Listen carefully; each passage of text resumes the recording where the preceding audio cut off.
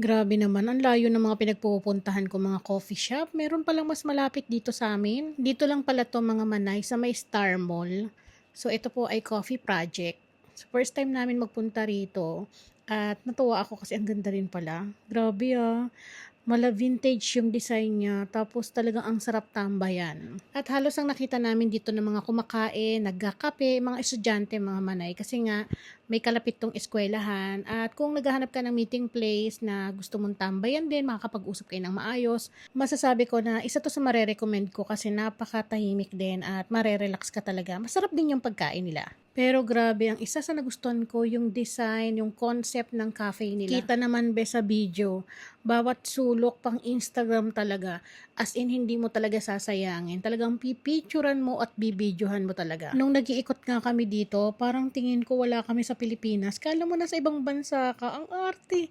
Grabe, ang ganda talaga. As in, talagang bawat sulok tinititigan ko ng maigi. Syempre, dahil nga 'di ba mayroon din akong sariling cafe, mahilig talaga akong tumingin ng mga design ng ibang cafe at tumikim ng kape nila. Para at least alam ko kung ano yung i-improve ko or ano yung mga pwede kong baguhin or ano yung mga uso na pala ngayon tapos hindi ko pa alam. 'Di ba? Para at least nakakasabay din tayo. Alam niyo ba sa mga hindi nakakaalam kung saan po ako nakakarating ng mga coffee shop para lang talagang tumambay.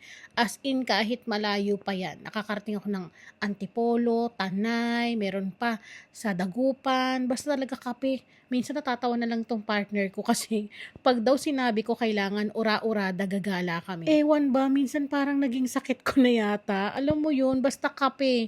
Tinatry ko yung mga kape nila na bestseller nila. Tapos tinitignan ko yung concept ng coffee shop nila. Parang nakaka-inspired kasi. Alam mo yung parang, ay, ang ganda nito. Ay, okay pala yung ganito. Kasi naniniwala ko na hindi lang dapat masarap yung kape mo. Dapat maganda rin yung lugar mo na babalik-balikan ng mga customer mo. At hindi lang yon, dapat hindi lang din maganda yung concept ng coffee shop mo, dapat alam mo din yung gustong kape at papatok dun sa mga customer mo na timpla. Kaya ewan ko ba mga Manay, kapag nakakita talaga ako ng mga coffee shop na pwedeng nga tambayan, ang ganda ng ambience, talagang pinupuntahan ko yan. Minsan nga nagtatawanan na kami ng partner ko kasi alam mo yun, pumapasok na sa isip namin magkano yung nagastos, magkano yung ganito, ganyan.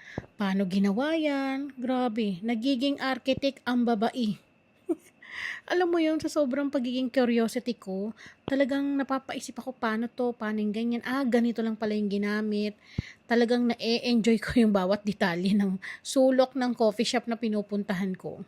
So dito nga hinihintay nga pala namin yung pagkain namin. Bali ng mga oras na pala na to, hindi na ako nag-order ng kape neto mga Manay kasi kagagaling ko lang din sa isang coffee shop, o di ba? So, ito lang yung in-order namin. So, nagtapa kami, tapos nag-milkshake kami. Ayan. Then, yung mga bata is busog pa, kaya ito lang yung pagkain nila. Kasi nga, mga Manay, galing din kami sa isang coffee shop. Hindi ko pa na-edit. Natatawa na lang ako. Kaya para magpapalpitate na talaga, hindi na ako makakatulog nito. So, ayun lang. Dito lang yan sa Star Mall. Kaya dun sa mga gustong tumambay dito, dayuhin nyo na, ma-enjoy nyo.